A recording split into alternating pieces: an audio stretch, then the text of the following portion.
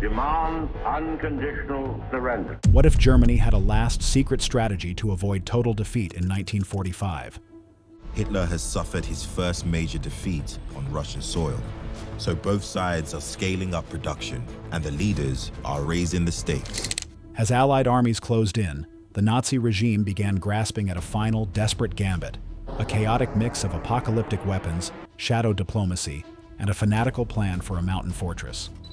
Designed to crush the enemies of the Third Reich. It must be horrifying and terrifying to the enemy to face this. This is the story of that ultimate blueprint, a reckless attempt to fracture the Allies and survive. This was Germany's hidden and final plan to change the outcome of World War II. The desperation of the Reich. The winter of 1944 to 1945 was the coldest in living memory across Europe. For Germany, the freezing temperatures were a metaphor for its fortunes. The once invincible Wehrmacht, which had carved a continent-sized empire with the brutal efficiency of blitzkrieg, was now in full, bloody retreat on two fronts. The Grand Offensive had collapsed into a desperate defense, and the Third Reich was gasping for air in its own choking twilight. From the west, the relentless mechanized might of the American, British, and Allied forces had finally broken out of the Normandy hedgerows and was racing toward the German border. The much-vaunted West Wall, or Siegfried Line, seemed a brittle relic of a more confident past. To the east, a tide of Soviet vengeance was flooding toward the Oder River.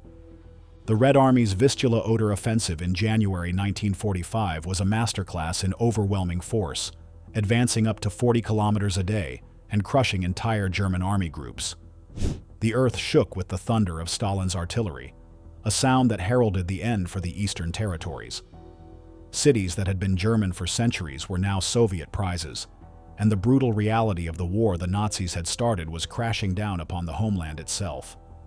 The disintegration of the Axis alliance mirrored this military collapse. Mussolini's Italy had already fallen, with the Duce himself a puppet of his German rescuers.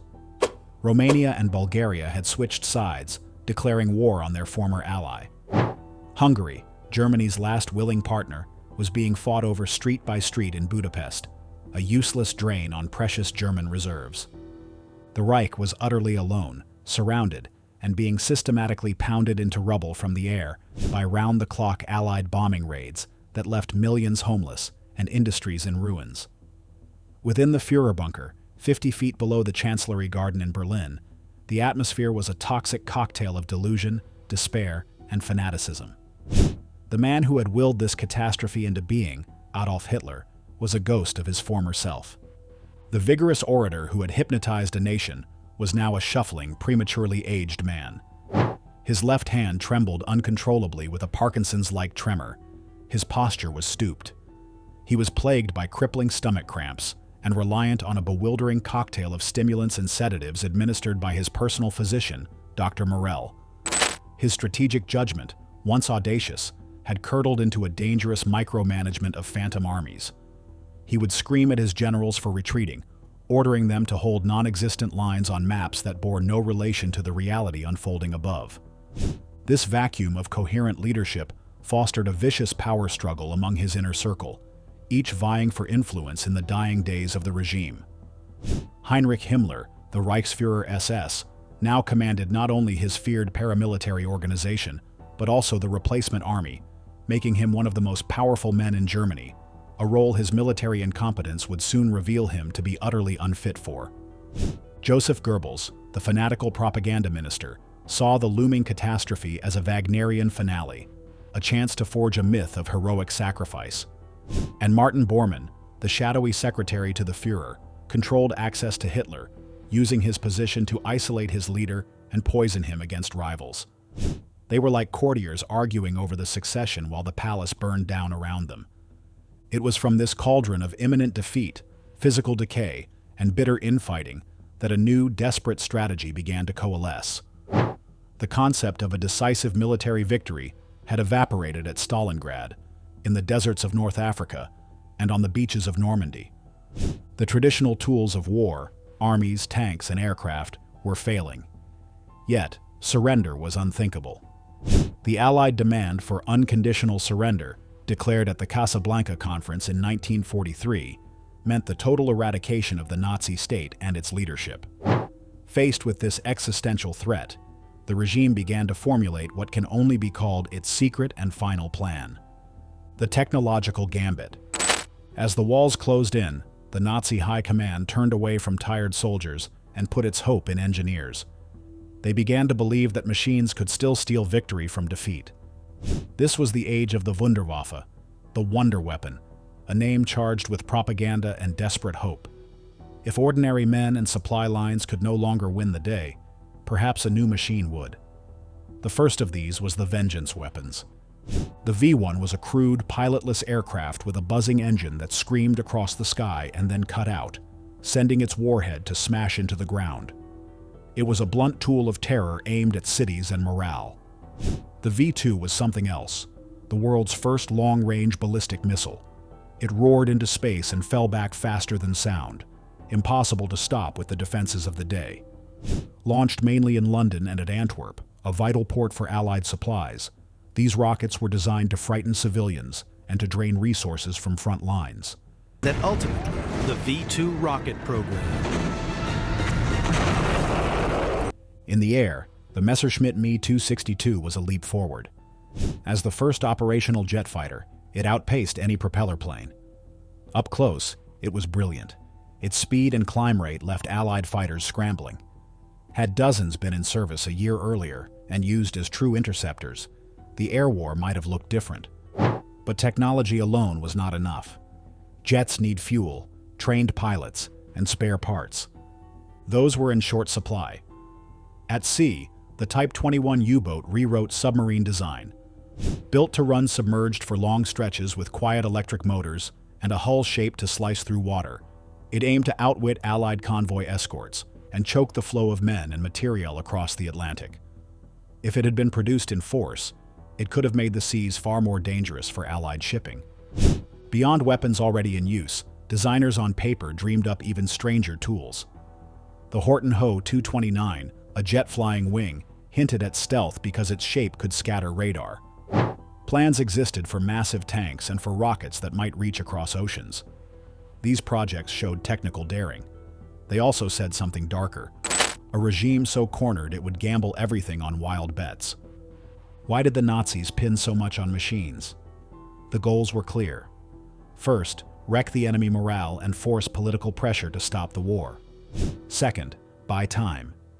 Each V-2 that struck a city, each Me-262 that downed a bomber, could delay operations, give defenders a day to shore up positions, and perhaps widen cracks in the Allied alliance. A team of Nazi scientists arrive at Germany's most secret military installation to launch a completely new kind of weapon. Third, they hoped sheer shock might force a rethink of strategy between Britain and the United States. But the dream ran into hard limits. Factories lay in ruins from bombing raids. Rail lines and docks were smashed. Oil and materials were scarce. Skilled workers were gone or working under brutal conditions. New weapons needed not only blueprints but massive, steady production, and Germany no longer had that. The Wunderwaffe also revealed the regime's thinking: technological salvation as refuge from political failure. The machines were impressive, and their moments of terror were real. Yet in the end, they were stopgaps, not solutions. They could inflict pain and chaos, but they could not rebuild shattered industries, replace lost manpower, or restore the political will needed to see a new long war through. The Wunderwaffe dream was brilliant and fearful, a final, costly bet that could not change the outcome of a world determined to stop the threat at its root. However, the wonder weapons turned out to be a huge failure, doomed by the very reality of Germany's situation. They were meant to escape. Hitler's personal interference was catastrophic. His insistence that the Me-262 be modified into a fast bomber wasted its potential as a defensive fighter. The Allied strategic bombing campaign, the very menace the Wunderwaffe were supposed to stop, systematically crippled their production. Factories were dispersed, hidden, and bombed again. Critical resources like fuel, tungsten, and skilled labor were vanishingly scarce. But the Allies adapted. They overran the V-2 launch sites in France, developed effective countermeasures against the V-1, and perfected tactics to attack jets on their vulnerable runways. The Type 21's revolutionary design was plagued by teething problems, and only a handful ever became operational, far too late to affect the Battle of the Atlantic. The Wunderwaffe proved German ingenuity, as it did the profound delusion of the Nazi leadership. They were brilliant, even visionary, solutions to tactical problems, but they were not a strategy. These are the secrets of the Nazi mega-weapons.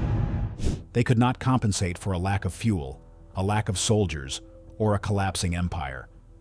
They were the final desperate roll of the dice by a regime that had bet everything and lost, hoping that a technological miracle could save them from the inevitable consequences of their own ambition and brutality. Splitting the Allies.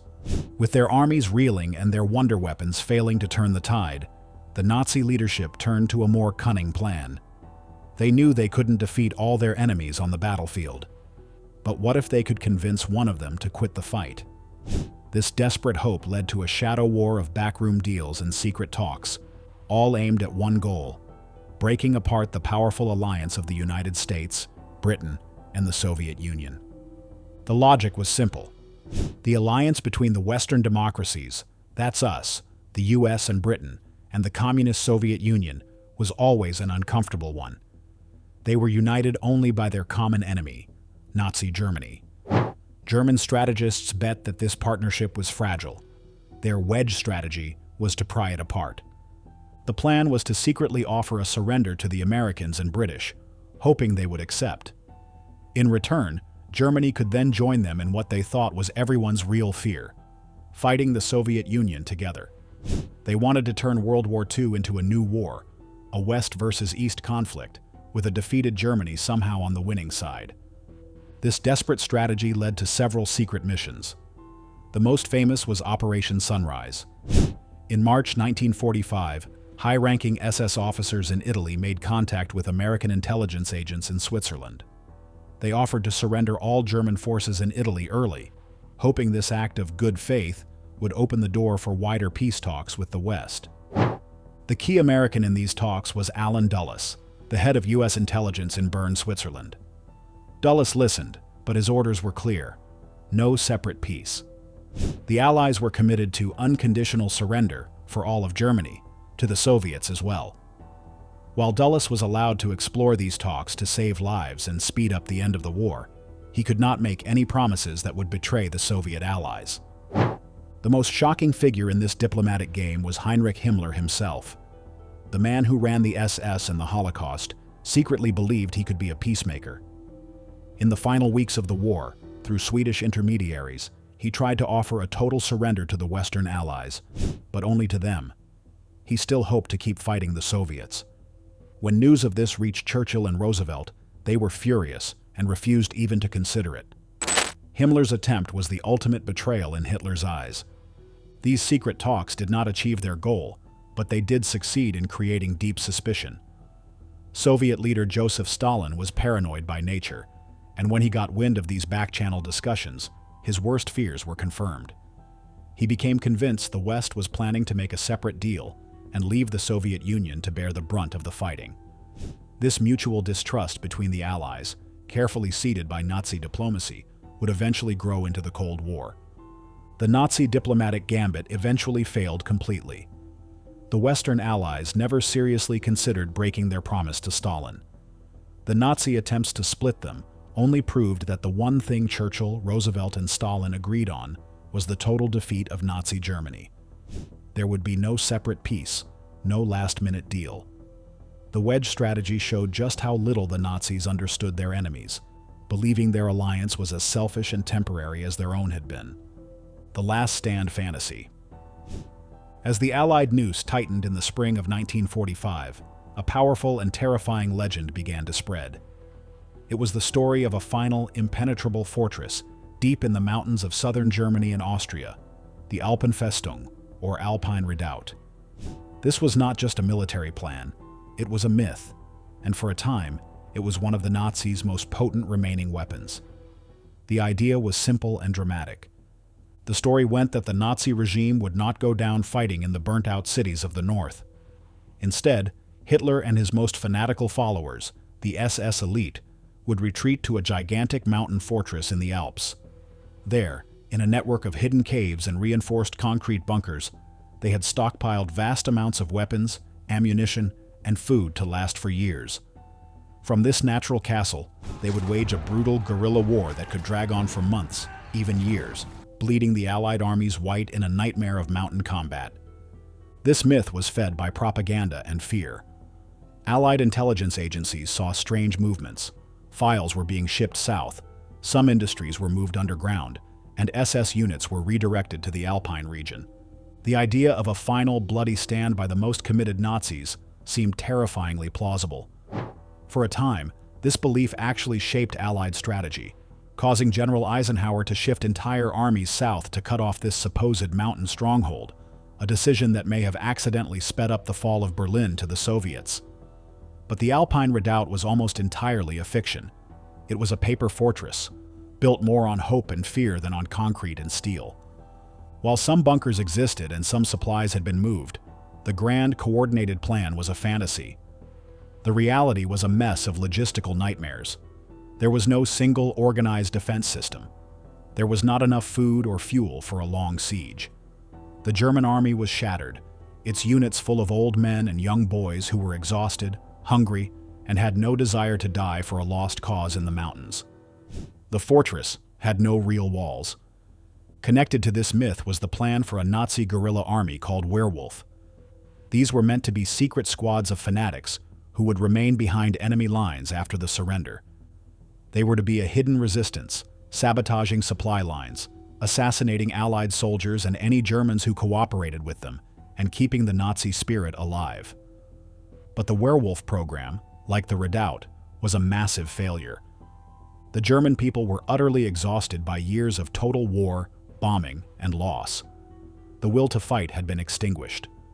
When the end came, people were less concerned with ideology and more concerned with finding food and shelter.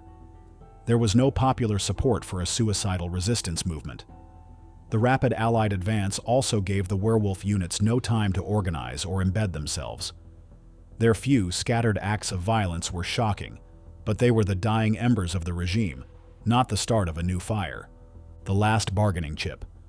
To grasp the desperate frenzy of the Nazi regime in its final months, one has to look beyond the collapsing front lines and confront the nightmarish vision they were still fighting to preserve.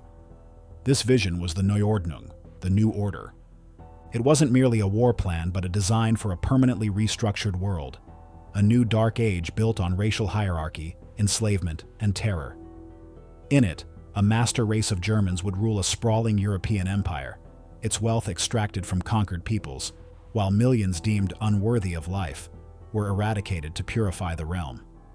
This was the true endgame, the ultimate prize for which the war had been waged. By 1945, that monstrous dream was visibly disintegrating. The empire had shrunk back to Germany's own borders, yet the Nazis clung to a narrower objective: survival in any form. If they could carve out even a fragment of their state, an Alpine redoubt in Bavaria or Austria, their ideology and leadership might endure to rise again. They were no longer fighting for triumph, but for existence, bargaining chips, and time.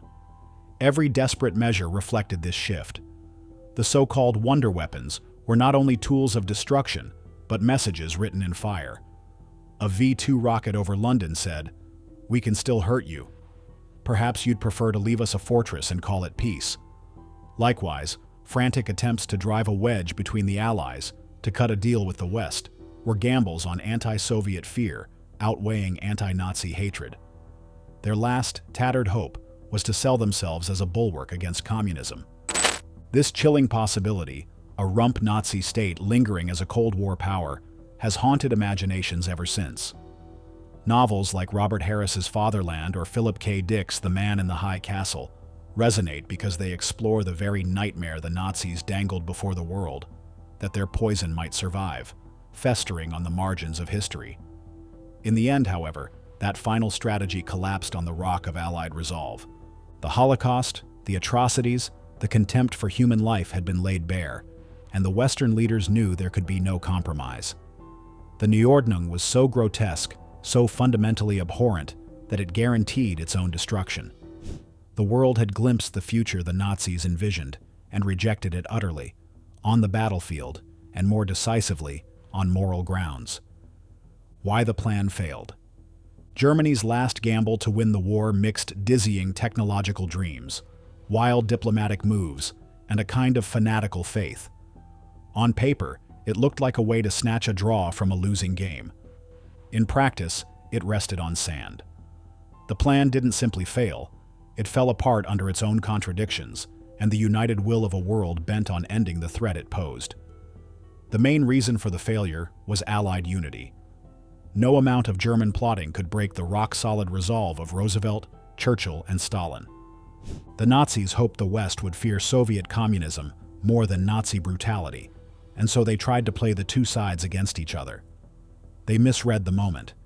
Shared sacrifice on beaches, in bombed cities, and in bloody fields had forged a strong, if temporary, bond. The growing horror of the regime's crimes made compromise impossible. Any secret peace feelers were shut down, intercepted, or handled with Moscow's knowledge. There would be no separate peace, no deal to save the Reich's skin. The Allies were fixed on one outcome: the total dismantling of the Third Reich. Even if the alliance had been soft, Germany lacked the means to pull off its plan. The fantasy of miracle weapons bumped hard against reality. Factories were destroyed by endless bombing raids. Railways and oil plants lay in ruins. The Me-262 jet fighter and the Type 21 U-boat were real machines, but they were rare, fragile, and late. They needed fuel, spare parts, and trained crews, none of which were in steady supply. Advanced electronics and precision parts required skilled labor and scarce materials, both depleted by years of war and Allied strikes. What the German war effort needed in 1944 to 1945 was not marvels, but mountains. Steady production of simple, reliable guns, shells, and trucks. These required raw materials and unbroken supply lines, and both were gone. The Werewolf guerrilla plan and the idea of an Alpine redoubt were equally hollow. Werewolf asked for hidden teams, secret supplies, and a willing population ready to rise in sabotage and terror. By 1945, most Germans were exhausted, hungry, and focused on survival. They did not have the will or the stomach for prolonged guerrilla warfare. The Alpine redoubt, a mythical mountain fortress where the regime hoped to rally, existed more in maps and radio propaganda than in bunkers stocked with fuel and food. Supply lines were cut. Command structures had collapsed. It was a plan of wishful thinking, not preparation. Worse still was the leadership at the top. Hitler moved from bold strategist to clutching micromanager. He forbade sensible retreats and demanded pointless holds, bleeding whole armies dry to save ground. This stubbornness cost lives and shattered units that might otherwise have been used to form a coherent defense. He also misused technology. The Me-262, best used as a fast, agile fighter, was ordered turned into a bomber, a role that neutralized its speed advantage and made it more vulnerable. Below him, competing factions chased their own schemes. Himmler's private negotiations and secret talks with foreign contacts showed a regime in disarray, not a state capable of careful diplomacy. Most fundamental was the moral collapse. The regime demanded the full devotion of a people who had already been lied to and abused. The people's community the Nazis promised had been revealed as a brutal sham, built on propaganda, coercion, and mass murder. After 12 years of terror, many Germans were not true believers, but survivors. They wanted bread and safety, not martyrdom for an imploding cause. Calls to betray neighbors, to carry out assassinations, or to join suicidal underground units gained little support. The regime's moral capital was exhausted. Its leaders found themselves isolated when their hour finally came. Finally, the plan collapsed because it tried to paper over a deeper truth. Violence breeds collapse, not continuity. The final plan was a string of last-ditch fantasies, quick technical fixes, secret back channels, and staged myths meant to hide monstrous crimes. But those crimes had exposed the regime's real face to the world. There would be no bargains, no tricks, no mercy.